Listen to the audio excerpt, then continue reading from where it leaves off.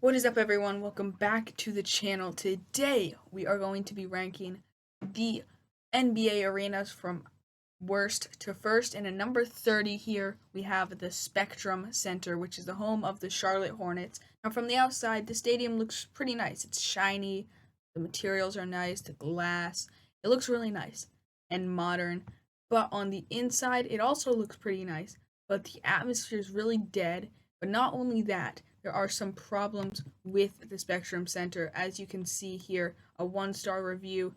They place ticket sales over their customer experience, and they're ranked last in food safety. Two of the three worst active pro sports, not just NBA, pro sports venue for food safety. And a lot of people had trouble getting in on time for tip off because it took too long to get them in. But they are doing some renovations in the next couple of years to improve this, but as of right now, they are going to be last on the list. Now at number 29, we have FedEx Forum, which is the home of the Memphis Grizzlies. And just on by the outside, you can see it's pretty old. It's kind of dead, and yeah, the atmosphere is dead as well. And yeah, it's just not doing it for me. They're at 29.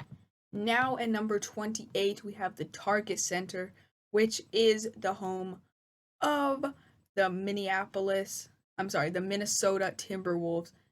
And if we just look at it by the outside, it just looks like, I don't know, like a store or something. But it is kind of nice over here. But the inside just looks like any other NBA stadium, and they don't have that many fans. But the good news is they are having a renovation soon that will improve the NBA experience. So at least they are making strides to make it better. Next up, at number 27, I believe, we have the Capital One Arena, which is the home of the Washington Wizards. And so this arena, the tickets are actually very, very cheap. You can go see a Capitals game in the arena for more money than seeing a Wizards game, which is crazy because hockey prices are usually way cheaper than NBA prices. But a bunch of the reviews I read said that you get what you paid for when you go in here.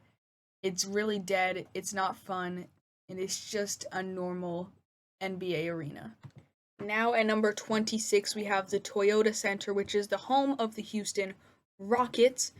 And this stadium is just, arena is just like the other ones on this list so far. It's just bland and it looks just like all the other stadiums. I do like the domed roof, that is pretty nice. But besides that, it's just pretty bland. Next up at 25, we have the Smoothie King Center, which is the home of the New Orleans Pelicans. And the problem with this is they say, I don't know, I read a couple of reviews. They say that it doesn't have the amount of amenities that other recently made stadiums or arenas have, and that they have a lack of electronics, like the scoreboard's too small and there's like no graphics anywhere.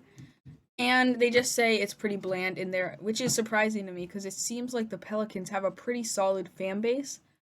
But that's the reviews I read. So Smoothie King Center is going to stay at number 25.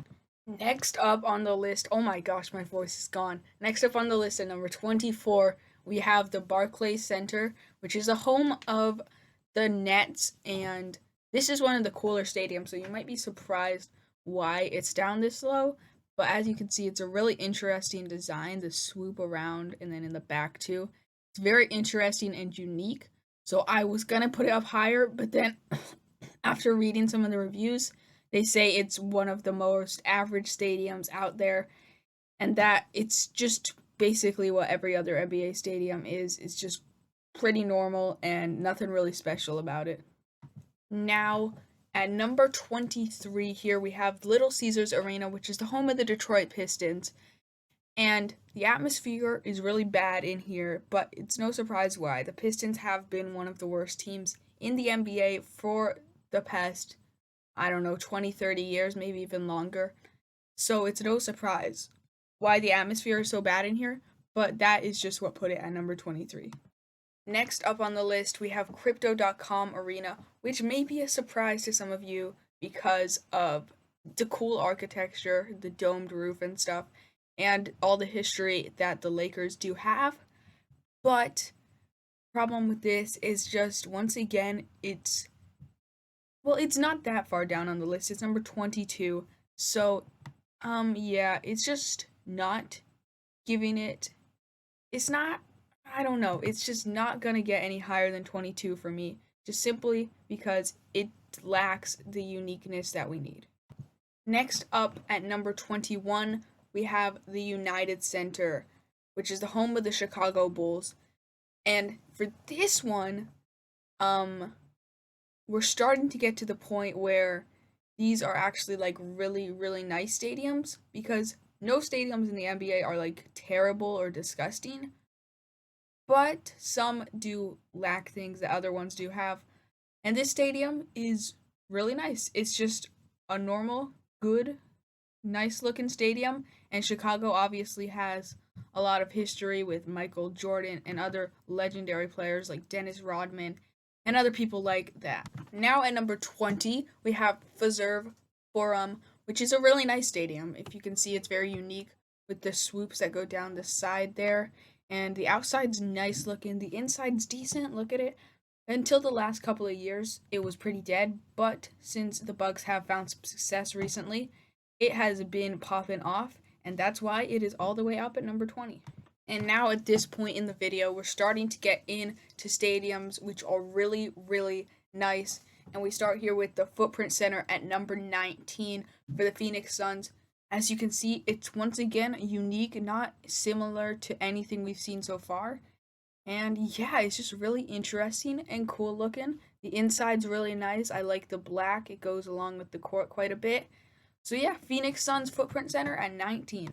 Next up at number 18, we have State Farm Arena, which is the home of the Atlanta Hawks. And this stadium is really nice. It's a very fun experience. It's just a great stadium overall. It is a little old, but they are addressing that and they're getting a renovation very soon. So we are looking forward to that, and it's gonna look really nice. We are now at number 16, and you might be thinking, well, we were just at 18 last time. Well, I realized that the Clippers and the Lakers share the same stadium, obviously. I don't know how I forgot that. But now at number 16, we have the Paycom Center, which is the home of the Oklahoma City Thunder. And Oklahoma City might not be the the city that you would think would be this high up or have a nice stadium, but their stadiums are actually really underrated. And this stadium does not lack very much. It's very nice. It's has a high capacity too, if you can see that. And yeah, the outside looks really cool, especially at nighttime with the green and blue. I really like this stadium. And we are officially halfway through with the American Airlines Center, which is the home of the Dallas Mavericks. And this stadium kind of reminds me of the Detroit Lions Stadium, as with all the bricks outside and stuff, Ford Field. Yeah, this looks like it too. And it's just a really nice stadium. It's unique. The inside is really cool. They provide a really nice experience. And yeah, it's just a great stadium overall. Next up at number 14, we have the AT&T Stadium, which is the home of the San Antonio Spurs, and they are receiving a new renovation soon. They do need it, I think, but they don't need a crazy renovation because it already looks really, really nice. But if they get this renovation done, it'll look even better and could be even higher on this list. Now at number 13, we have the Gainbridge Field House, which is the home of the Indiana Pacers. And I love this stadium, and the one thing I love the most about this stadium is the outside, how interesting it is. As you can see in these pictures, there's the swoop over the top there, then there's that long brick pool, and you can see into it from the outside, and then this glass over here. It just looks really nice. And then the inside's really nice as well. It especially looks awesome when all of the fans wear yellow. And that looks really, really cool in the stands. This is a very, very nice stadium. Now at number 12, we have the Golden One Center. And I love this stadium.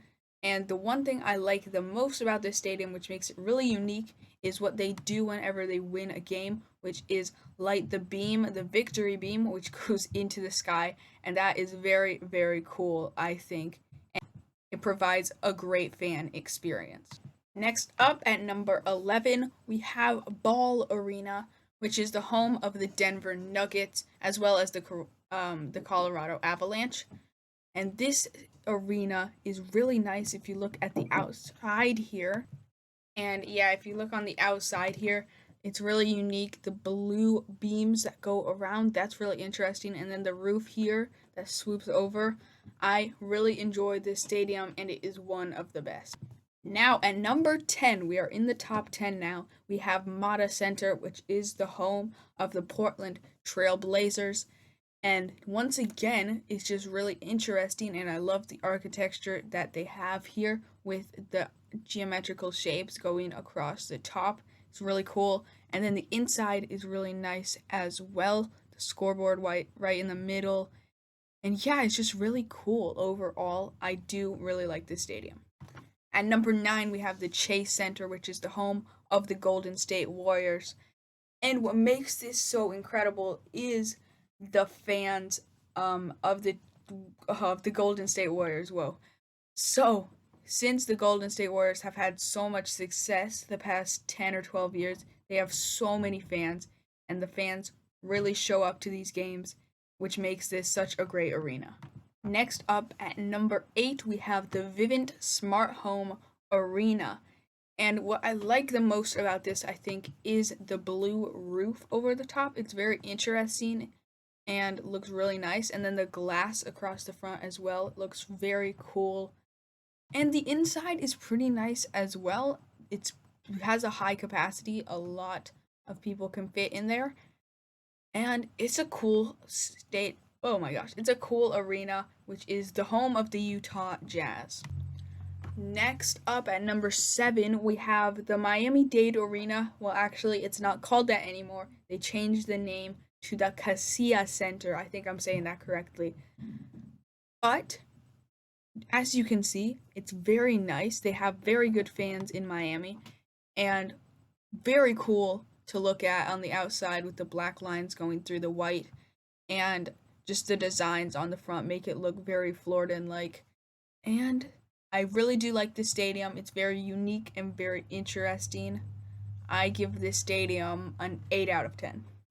Next up at number 6, we have the Amway Center, which is the home of the Orlando Magic.